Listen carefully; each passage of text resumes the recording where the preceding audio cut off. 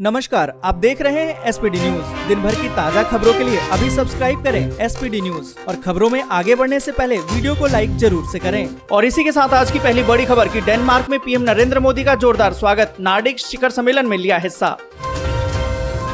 ईद के मौके पर बोली ममता बनर्जी, देश में चल रही है फूट डालो राज करो की नीति, पर हमें डरना नहीं। अमित शाह ने कहा कि अमेरिका और इजराइल की तरह भारत भी हर दुस्साहस का देता है मुंह तोड़ जवाब, सर्जिकल स्ट्राइक का भी किया जिक्र। योगी राज में धर्म के नाम पर होता है भेदभाव, जात के आधार पर होता है इंसाफ, बोले अखिलेश यादव। राज ठाकरे पर औरंगाबाद में एफआईआर दर्ज, सरकार की चेतावनी, संपत्ति को नुकसान पहुंचाया तो होगी वसूली। हमने उसे चलना सिखाया और वो हमें रौंदते चला गया, ईद पर छलका चाचा शिवपाल का दर्द। एफआईआर के बाद भड़के कुमार विश्वास ने केजरीवाल को बताया अहंकारी, बौना, रावण, कहा कि देखते हैं तेरा दशहरा कब तक टलता है। नेतृत्व परिवर्तन और मंत्रिमंडल में फेरबदल के कयासों के बीच कर्नाटक पहुंचे अमित शाह। गहलोत सरकार का आदेश, गाड़ियों पर प्रधान, सरपंच और गुर्जर लिखा तो होगा चालान। महाराष्ट्र में भी चलेगा बुलडोजर, नवनीत राणा पर योगी स्टाइल में कार्रवाई करेंगे उद्धव ठाकरे, अवैध निर्माण की जांच के लिए थमाया नोटिस। जोधपुर में पत्थरबाजी और बवाल से तनावपूर्ण हालात, नागौरी गेट, देवनगर समेत 10 थाना क्षेत्रों में लगा कर्फ्यू। सीएम शिवराज ने कहा कि स्कूलों में पढ़ाएंगे भगवान परशुराम का पाठ, कर्मकांडी संस्कृत पढ़ने वाले छात्रों को मिलेगी छात्रवृत्ति। पीएम मोदी के भारत में सबसे तेज इंटरनेट के दावे पर अखिलेश का तंज, बोले कि जब है भूखे पेट तो क्या करेगा नेट। हरियाणा में विद्यार्थियों को मुफ्त टैबलेट पर बड़ा अपडेट, सिर्फ होगी पढ़ाई, नहीं दिखेगा सरकार का प्रचार। राजस्थान में फिर से बवाल, अब नागौर में ईद मनाने के दौरान आपस में भिड़े मुस्लिम समुदाय, किया पथराव। आईपीएल 2022 के मद्देनजर अहमदाबाद के नरेंद्र मोदी स्टेडियम में होगा आईपीएल 2022 का फाइनल, जय शाह ने किया ऐलान। एजीपी प्रशांत किशोर ने कहा कि यूपी में 32,000 जगह पर शांतिपूर्ण तरीके से हुई नमाज अदा। यूपी की तरह अब दिल्ली में भी सभी धार्मिक स्थलों से हटेंगे लाउड स्पीकर, बीजेपी सांसद ने एलजी को लिखी चिट्ठी। देश में एक्सी वेरिएंट से एक व्यक्ति के संक्रमित होने की पुष्टि, इसको लेकर लोगों में है टेंशन। दिल्ली में कोरोना संक्रमण के 1000 से अधिक मामले आए सामने। कोरोना वायरस की रफ्तार पर लगा ब्रेक, बीते 24 घंटे में 2568 नए मामले, जबकि 20 लोगों की गई जान। मुश्किल में राष्ट्रपति गोटबाया और पीएम महिंद्रा राजपक्षे, सरकार के खिलाफ विपक्ष आज लेकर आएगा अविश्वास प्रस्ताव। हिमाचल में 4 दिनों तक लगातार बरसेंगे बादल, मौसम विभाग ने दी है गुड न्यूज। आधिकारिक तौर पर 9 मई को यूक्रेन के खिलाफ युद्ध की घोषणा कर सकते हैं पुतिन। पूर्वी यूक्रेन पर कब्जा करना चाहता है रूस, अमेरिकी दूत का दावा, खेरसन को भी स्वतंत्र क्षेत्र के तौर पर मान्यता देने की तैयारी। पूर्वी और दक्षिणी यूक्रेन में रूसी सेना के हमले अभी भी जारी।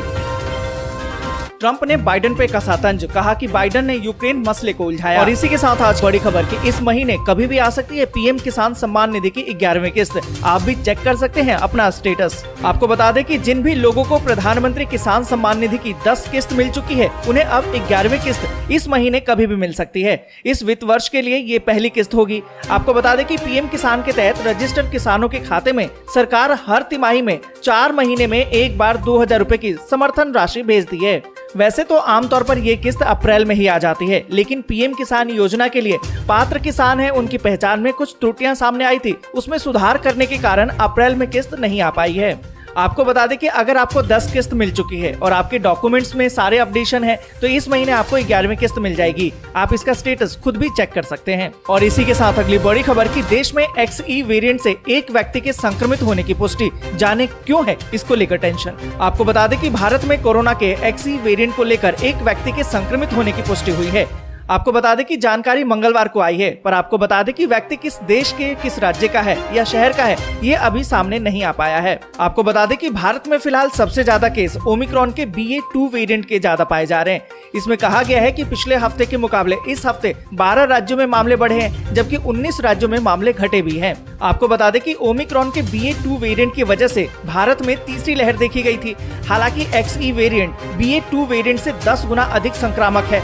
हालांकि अभी तक XE वेरिएंट का कोई क्लस्टर गठन नहीं देखा गया है, पर यहाँ पर आपको बता दें कि विशेषज्ञ यही बताते हैं कि फिर भी हमें सावधान रहने की जरूरत है, क्योंकि कोरोना अभी गया नहीं है। और इसी के साथ अगली बड़ी खबर कि दिल्ली में कोरोना संक्रमण के 1000 से अधिक मामले। आपको बता दें कि दिल्ली में सोमवार को कोविड-19 के मामलों में गिरावट दर्ज की गई है। राजधानी में बीते 24 घंटे में 1076 नए मामले सामने आए। दिल्ली में कोरोना संक्रमण दर बढ़कर अब 6.42% तक पहुंच गई है। स्वास्थ्य विभाग के मुताबिक दिल्ली में बीते 24 घंटे में 1076 नए मामले सामने आए, जबकि किसी भी मरीज की मौत नहीं हुई है और इसी दौरान 1329 मरीज कोविड से ठीक भी हुए हैं। और इसी के साथ अगली बड़ी खबर की आधिकारिक तौर पर 9 मई को यूक्रेन के खिलाफ युद्ध की घोषणा कर सकते हैं पुतिन। आपको बता दें कि रूस के राष्ट्रपति व्लादिमीर पुतिन 9 मई को औपचारिक रूप से यूक्रेन के खिलाफ युद्ध की घोषणा कर सकते हैं। अमेरिका और पश्चिमी अधिकारियों का मानना है कि ये एक ऐसा कदम होगा जो मॉस्को के रिजर्व बलों को पूरी तरह से जुटाने में सक्षम होगा, क्योंकि आक्रमण के प्रयास लड़खड़ा रहे हैं। आपको बता दें कि एक रिपोर्ट की माने तो रूस में 9 मई को विजय दिवस के रूप में जाना जाता है। ये दिन 1945 में नाजियों की देश की हार की याद दिलाता है।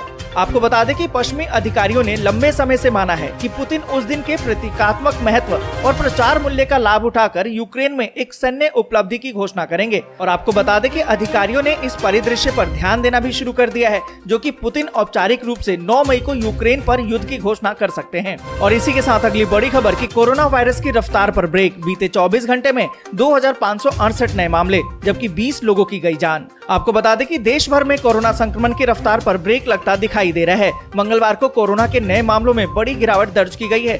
स्वास्थ्य मंत्रालय की तरफ से जारी रिपोर्ट में कहा गया है कि बीते 24 घंटे में कोरोना के 2568 नए मामले सामने आए। सोमवार के मुकाबले मंगलवार को कोरोना के मामलों में करीबन 18.6% की गिरावट दर्ज की गई है। आपको बता दें कि सोमवार को देश भर में कोरोना के 3157 नए मामले सामने आए थे। पर यहाँ पर आपको बता दें कि बीते 24 घंटे में ही देश भर में 2911 मरीज ठीक भी हुए हैं और इसी दौरान 20 और मरीजों की जान चली गई है।